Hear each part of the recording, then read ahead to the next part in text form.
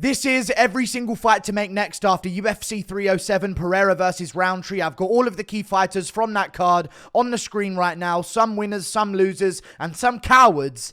And we're going to go through all of them in today's video. You may notice there is an empty box next to all of them, and that's where their next opponent's going to go, who I have hidden around the perimeter of the screen. I'll slowly reveal their opponents one by one as the video goes on and place them where they belong on the screen. Starting with Alex Pereira. Defeats Khalil Rountree. This wasn't like a Yuri Prohaska rematch performance. It wasn't a Jamal Hill performance. He wants some time off after this one, and it's understandable. Plus, he might just want a bit of time off from all of the activity he's been doing. He just broke Ronda Rousey's record with the most consecutive title defenses within a certain time window. So, shout out to Alex Pereira. Amazing work this year. Alex Pereira's time off probably means he's going to be back in March or February, though. You know what I mean? Like, this guy would probably try and fit one in December or January if he really was still going to stay on track. So him saying he wants some time off, to other fighters, that might be like, I want a year to recover. But for Alex Pereira, let's face it, I don't expect him back after March. You know what I mean? It's going to be about March. And it is Magomed Ankalaev. Listen, I want the Tom Aspinall fight. I want Pereira to say his name on a microphone. I do want that as well. I want it to be built up. I don't want it to just be, I want a discussion to be had after a Pereira win about an Aspinall fight. And I want Aspinall to, once Jones and Miocic both retire, if Aspinall beats, the winner of Gan Volkov 2, whilst Alex Pereira fights Ankalaev, maybe you put them on the same card. That would build that up. You could, of course, have both of them lose. Ankalaev's a tough matchup for Pereira. The winner of Gan Volkov's going to be a tough matchup for Tom. It's heavyweight. Everyone's got a shot. And Tom Aspinall, he's good, but we don't know, really, because he just finished everyone in about a minute or two. So anything could happen, but I want that to be built. So that's what I would do. But Alex Pereira, Ankalaev's the fight to make right now. He's not interested in moving back down to middleweight. He doesn't want to get in Strickland's way. And Strickland is fighting in January or December. So, we're kind of looking at Pereira not really I think he's going to stay at light heavyweight. He said he likes the weight class. And Ankalaev is fighting Rakic in October as well. So, it's just what should really happen. If Rakic does beat Ankalaev, maybe then we start thinking about an Alex Pereira move to heavyweight a little bit sooner. And maybe we just do the Tom Aspinall-Alex Pereira fight after Jones and Miocic retire if Rakic is to win. Because I really don't see what else there could be for Alex Pereira in the light heavyweight division if Ankalaev were to lose. If he wins, I know Dana White said he wants him to win in impressive fashion, but if he wins, that's the matchup. Regardless of how he wins, you can't deny him. Alex Pereira versus Magomed Ankalaev is the matchup to make. And I would pick Alex Pereira in this matchup. I would say bring him back in March of next year. Little bit of time off. Enjoy Christmas with his family. He's got kids, Let him go through Christmas. Have the recovery over the holidays.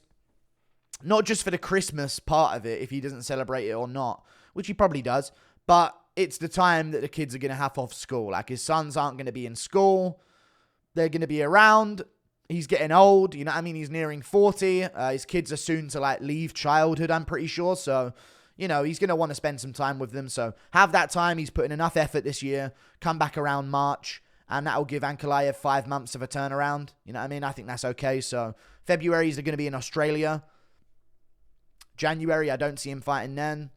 February, I don't see him going to Australia. So, I would say March, back in the US, on a card.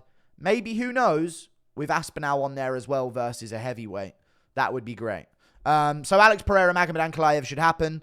That's what I think should go down. I want a call out from Ankalaev if he does get past Rakic. But Rakic is dangerous for Ankalaev style-wise. Good striking defense, can be pressured and broken, but Ankalaev's not really a Yuri type pressure guy, although he does encroach on people's space. Rakic is good. Great low kicks, great takedown defense. Krylov gave Ankalaev a very close fight.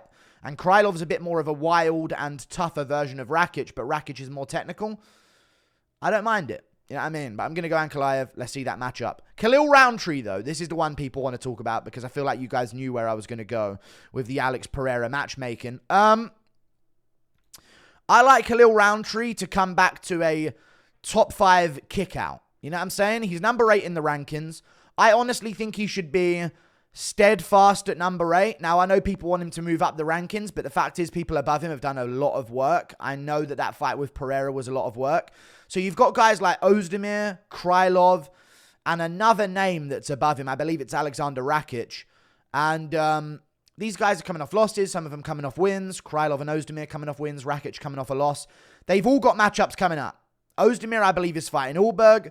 Krylov, I believe, is fighting Azamat Mirzakhanov. These are all before the end of the year.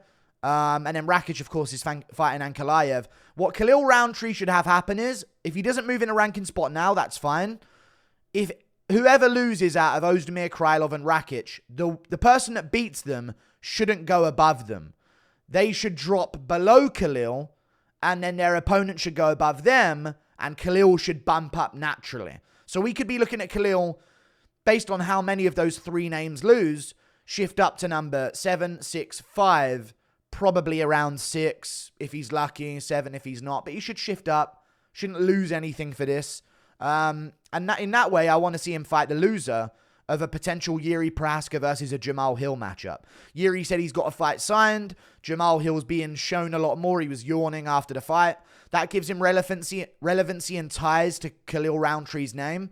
This could also be a Yuri Prohaska versus Khalil Roundtree matchup, but just because of the relevancy that they have together now, Jamal yawning in the crowd after Khalil's performance against Pereira, I feel like this would be a bit of a more intriguing build-up where most of the casual fans are going to know them both from the same night. You know what I mean? Jamal Hill was in the crowd. He went viral, yawning, and Pereira roasted him. That's now gone viral on Instagram.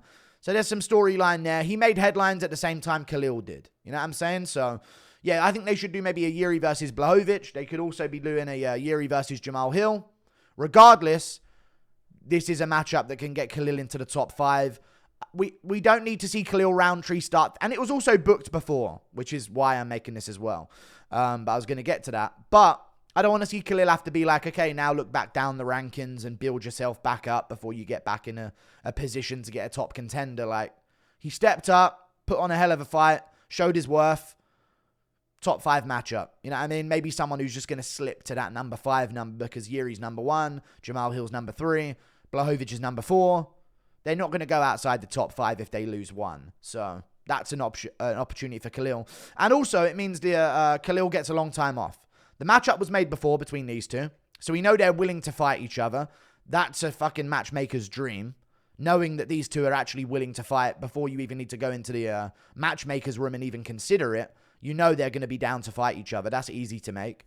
And, yeah, it just gives him time off. I don't want to see Khalil back in there until about April earliest. Preferably maybe May, to be honest with you. He took a lot of damage. And it's not like he's coming to the end of his career or anything. You know what I mean? This was his first title shot. I know he's not young, but he's not old either. You know, he's not old in the game either. So, yeah, I'd say make Yuri versus Jamal Hill. Maybe in Los Angeles in January or December, whatever they're going to do. Get that matchup made. And then I just put Jamal Hill's face there instead of Yuri's. It could be Yuri. You know what I mean? It could be any of those names. And then they'll probably be looking to turn around the earliest part of the middle of next year. So that should be good. I'd like that. Juliana Pena. Just get over with. Kayla Harrison, you know the matchup that's going to happen. I know she called out Amanda Nunes for a trilogy because there's unfinished business. I mean, make the Kayla Harrison matchup. Both fought on the same night. Both of them on the same schedule. Both had a tough fight. You know what I mean? Juliana Pena more than Kayla Harrison, but Harrison took some damage. So don't see them turning around too quick. Probably make this for around March. I swear to God, UFC, if you make them the Ultimate Fighter coaches, I don't know what you're doing with the company. I can so see them doing that, though.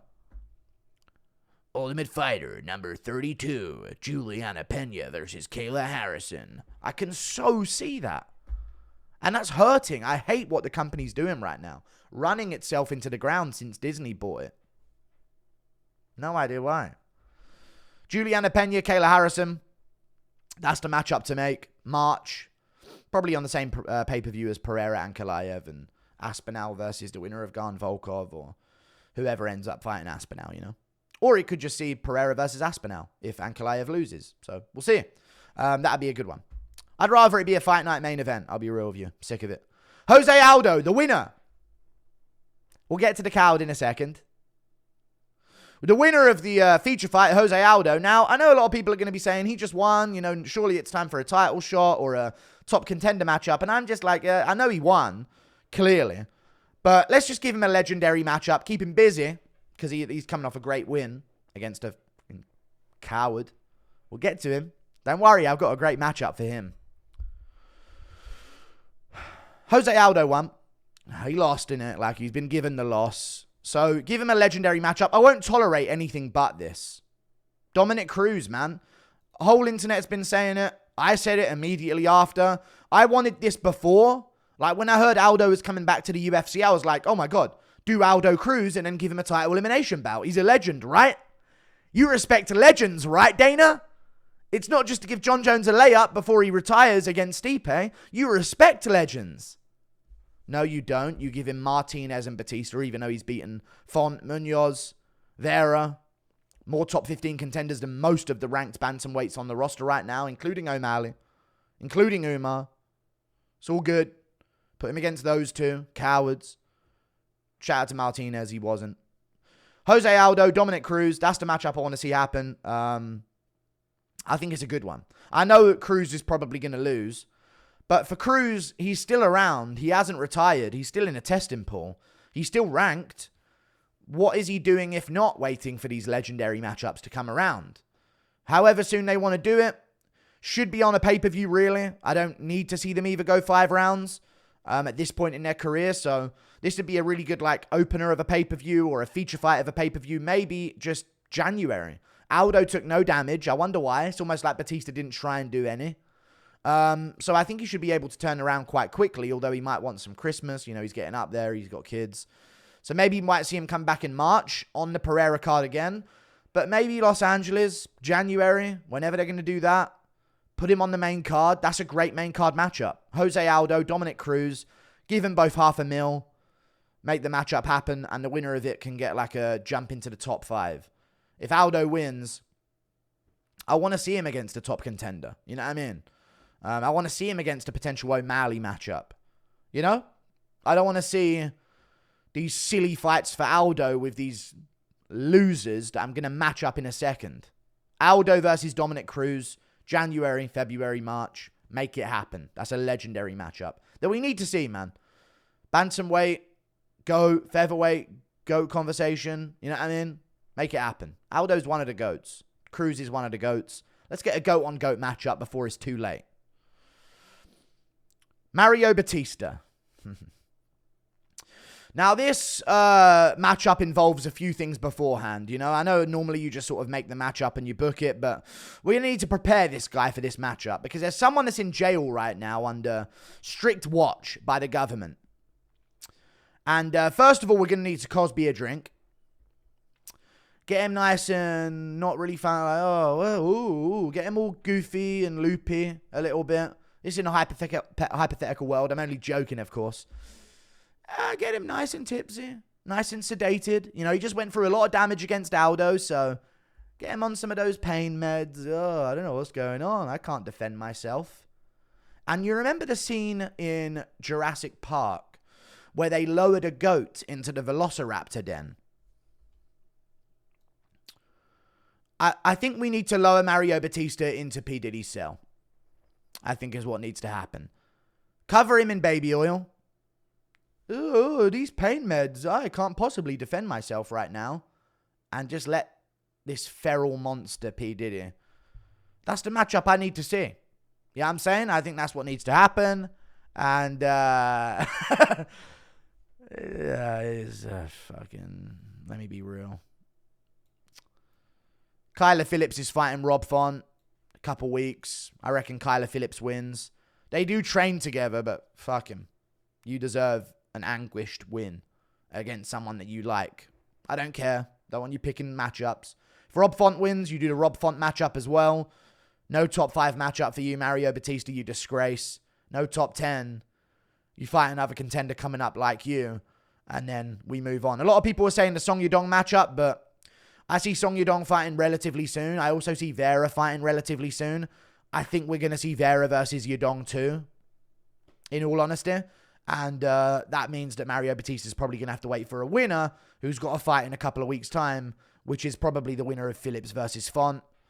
That's what I would do. It's not like the guy's earned any name value in order to warrant him getting a big name. Fuck him. Fuck everything he stands for. Yeah. Kyler Phillips, Rob Font winner. That's what he gets. Roman Dolidze. He got a win. He didn't get a win that's going to justify him jumping up those rankings. I know he said he wants the loser of Whittaker Chimaev, which is possible, but I just don't see it. A matchup that I do see for Roman Dolidze, and this is more of an advice for the guy that I'm matching him up against, Paulo Costa. I know people want to see Paulo Costa against a name, but Jared Cannonier is going to need some time off. I think Paulo Costa is going to want to fight soon. And if Roman Dolidze does want to fight in December, I could see Paulo looking for a training camp right about now before Christmas. Paulo Costa, Roman Dolidze, that's the matchup that you entice Roman Dolidze with if he does want to fight before the end of the year like he said he does. I think Paulo really easily beats Roman Dolidze. Paulo's known for a few things. Tough and funny, obviously, but tough, and he's got sick takedown defense. And he's big and strong. Roman Dolidze's takedowns come from being big and strong against his opponents, and I reckon we need to see Roman Dolidze versus Paulo Costa. Is this a logical matchup for Roman Dolidze?